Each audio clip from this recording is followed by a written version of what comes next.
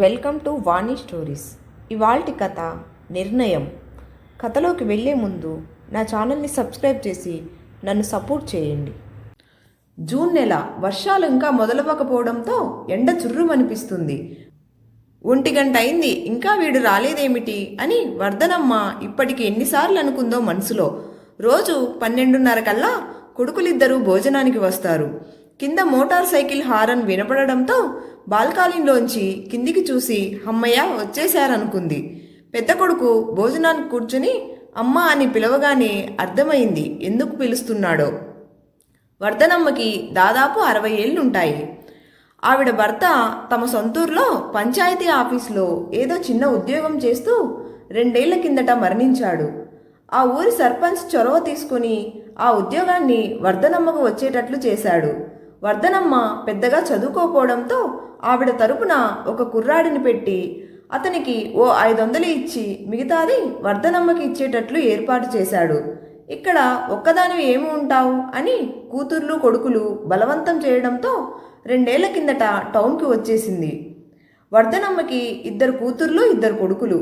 పెద్ద కూతురి భర్త వ్యాపారంలో బాగా స్థిరపడి తన బావమరుదుల్ని కూడా టౌన్కు పిలిచి చిన్న చిన్న వ్యాపారాలు పెట్టించి వాళ్ళ కాళ్ళ మీద వాళ్ళు నిలబడేటట్లు చేశాడు.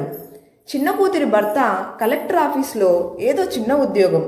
వర్ధనమ్మని తీసుకొచ్చారే కానీ ఎక్కడ ఉంచాలో అనేది పెద్ద సమస్య అయింది వాళ్ళకి. చివరికి 2 కొడుకులు చెరో 2 నెలలు తమ దగ్గర ఉండేటట్లు తీర్మానించారు. తన భర్త ఉన్నంత వరకు ఎప్పుడూ 1-2 రోజులు మించి ఎవరి ఇంట్లో ఉండని వర్ధనమ్మకి ఈ ఏర్పాటు బాధ కలిగించినా తప్పలేదు. మామూలుగా కోడలి ఈసడింపులు, కొడుకుల తిరస్కారాలు మెల్లగా అలవాటు చేసుకుంది. ఎప్పుడు తను ఖాళీగా కూర్చోదు. కోడలికి పచ్చడి రోట్లో రుబ్బి పెట్టడమో, అరిసెలు వంటి పిండి వంటలు చేయడమో చేస్తూ ఉండేది. క్రమంగా వారికి ఈ వంటలు బోరు కొట్టడంతో తనని చెయ్యొద్దనేవారు. తనకి ఈ మధ్య చూపు కూడా మందగిస్తోంది. ఇదే విషయం కొడుకుతో చెప్తే వయసుతో పాటు ఇవన్నీ మామూలే, టీవీ అది తగ్గించు అని ఓ ఉచిత సలహా పడేశారు.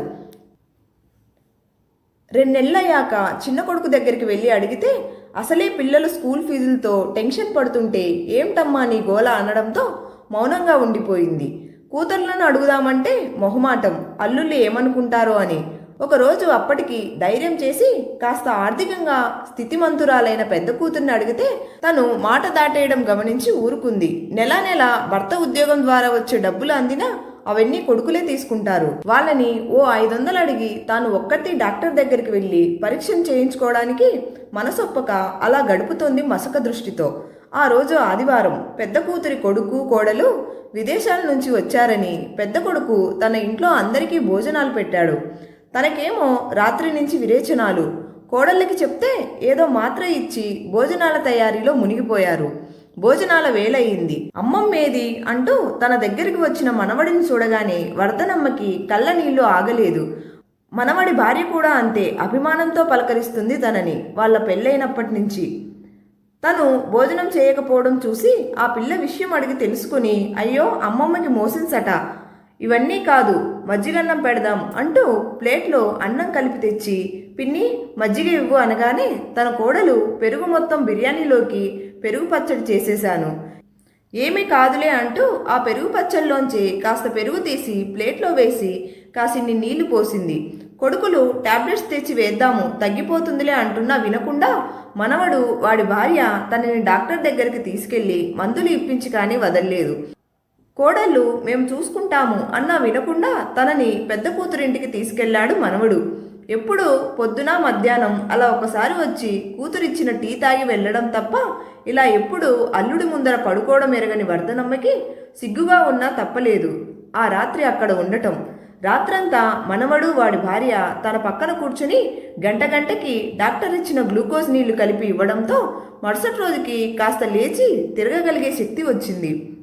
గదిలోంచి బయటికి వెళ్ళబోతుంటే వాళ్ళ మాటలు వినిపించి సభ్యత కాకపోయినా వింటూ ఉండిపోయింది. అమ్మయ్య గారు, అమ్మమ్మని మన ఇంట్లోనే కొన్ని రోజులు ఉంచుకోవచ్చు కదా, ఇప్పుడు వాళ్ళ కొడుకుల దగ్గరే చెరో 2 నెలలు ఉండే బదులు, పైగా వాళ్ళ ఇల్లు చిన్నవి, మన ఇంట్లో ఎప్పుడూ ఒక బెడ్రూమ్ ఖాళీయే కదా, మేము ఎప్పుడో తప్ప రాము, వదిన కూడా పిల్లల చదువులని ఎక్కువగా రావట్లేదని అత్తయ్య గారు అన్నారు. కాస్త అమ్మమ్మకి మార్పు ఉంటుంది ఏమంటారు అంది. నాదేముందమ్మా, మీ అత్తయ్య గారిని అడుగు అనగానే కూతురు కలగజేసుకొని, నీకు తెలియదు, మనము అలా మా అమ్మను తెచ్చిపెట్టుకుంటే లోకం ఏమనుకుంటుంది? కొడుకులు చూడలేకపోవడం వల్ల కూతురింటికి వచ్చిందని మా తమ్ముళ్ళు కోడళ్ళు వెళ్ళగొట్టారని మా మరదళ్ళకి మాట రాదు.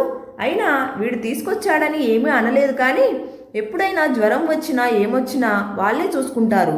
నేను వెళ్ళి పలకరించి పొద్దున సాయంత్రం మన ఇంటికి వస్తే టీ ఇస్తాను. మనం ఇంతకన్నా వాళ్ళ మధ్యలో వెళ్ళకూడదు. కూతురి మాటలు విని వర్ధనమ్మకి నీరసం ఆవహించి అలా మంచం మీద వాలిపోయింది. ఈ మధ్యనే తనలాంటి ఉద్యోగాలని పర్మనెంట్ చేసి జీతం పెంచుతున్నారన్న వార్త విన్న దగ్గర నుండి కొడుకుల నస మొదలు. ఆ ఉద్యోగం తాను చేయలేకపోవడం వల్ల తన కొడుకుని నియమిస్తున్నట్లుగా అధికారులకు ఉత్తరం రాస్తే తామిద్దరిలో ఎవరో ఒకరికి ఇస్తారంట ఆ ఉద్యోగం. అమ్మా, నాకు నా వ్యాపారం సరిగ్గా నడవట్లేదు, నువ్వు కానీ ఒక ఉత్తరం రాసావంటే నాకు ఆ ఉద్యోగం వస్తుంది.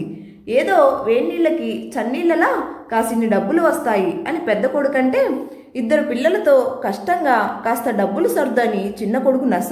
తన ఒంటి మీద ఉన్న ఒంటిపేట చంద్రహారం 2 జతల గాజులు పంపకాలు చేయమని కూతుళ్ళు వీలున్నప్పుడల్లా అంటూ ఉన్నారు. ఇవన్నీ అలా మౌనంగా వింటూ వస్తుంది వర్ధనమ్మ. ఈ సంగతులన్నీ ఎలాగైనా తేల్చుకోవాలని ఒక ఆదివారం అందరూ పెద్ద కొడుకింటికి చేరారు. అత్తయ్య గారు, వీళ్ళు అడుగుతున్నవి మీరు అవునో కాదో చెప్తే బాగుంటుంది కదా, ఈరోజు ఏదో ఒక నిర్ణయానికి వద్దాం, ఏమంటారు అంటూ పెద్దల్లుడు ఉపోద్ఘాతంగా అనడంతో చిన్న కొడుకు కలగజేసుకొని, నిన్ను మా దగ్గరే ఉంచుకుంటాము, నీకు బెంగ అక్కర్లేదు, ఏదో ఒకటి తేల్చు అన్నాడు. అన్నీ విన్న వర్ధనమ్మ, నేనెప్పుడూ నా ఉద్యోగం డబ్బులు లెక్క మిమ్మల్ని అడగలేదు, అయినా ఎందుకు మీకు అంత ఆరాటం అనగానే పెద్ద కొడుకేమో, మాకు ఒక ఆదాయ వనరు ఉంది అన్న భరోసా ఉంటుందమ్మా, ప్రభుత్వ ఉద్యోగం ఉంటే, అందుకే నిన్ను సంతకం పెట్టమనేది అన్నాడు.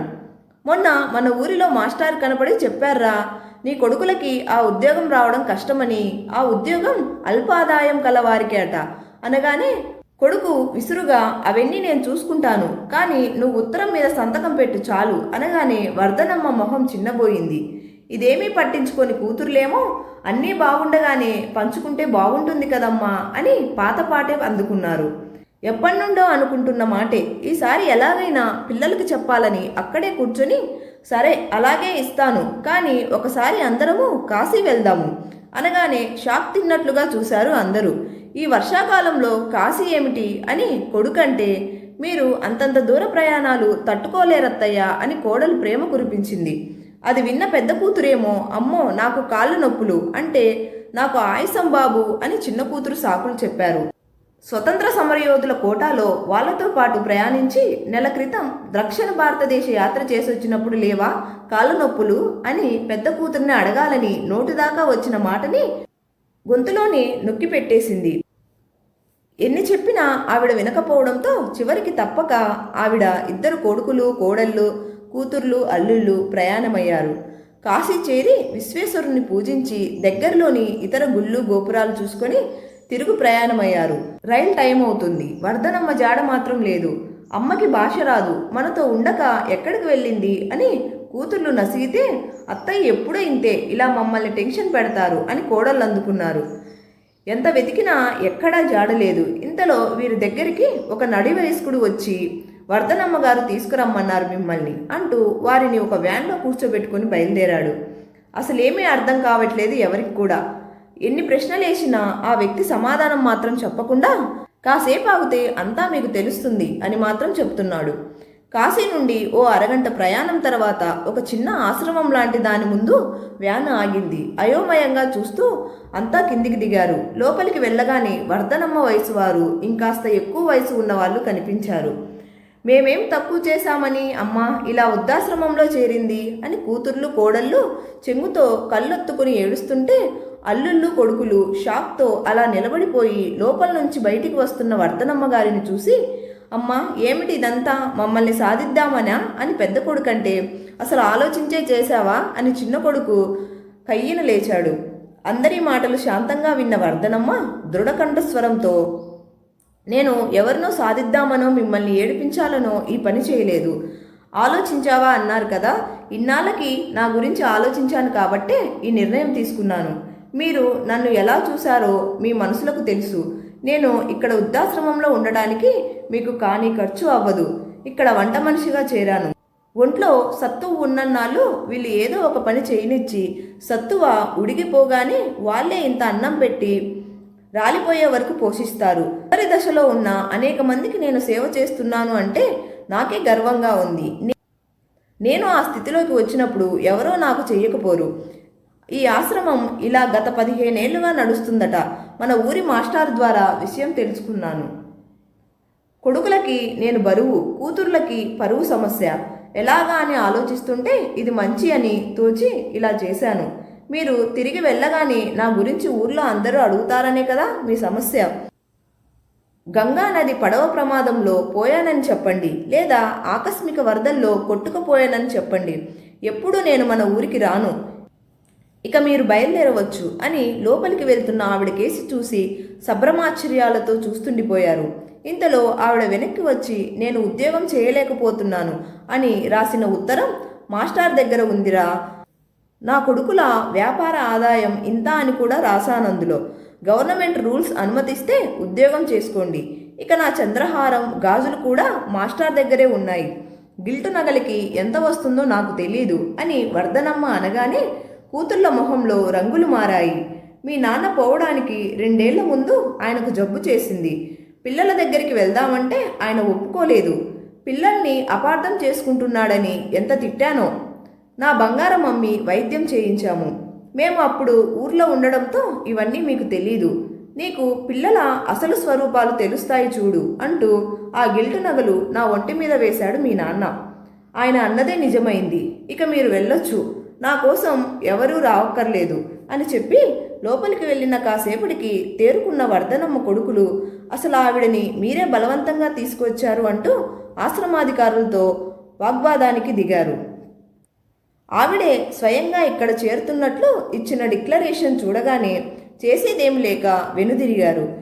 పేగుబంధాన్ని తెంపుకొని వెళ్తున్న పిల్లల వంక కిటికీలో నుంచి అలా చూస్తూ ఉండిపోయింది వర్ధనమ్మ. కథ నచ్చినట్లయితే లైక్ చేయండి, షేర్ చేయండి. తప్పకుండా ఛానల్ని సబ్స్క్రైబ్ చేసి నన్ను సపోర్ట్ చేయండి. ధన్యవాదాలు.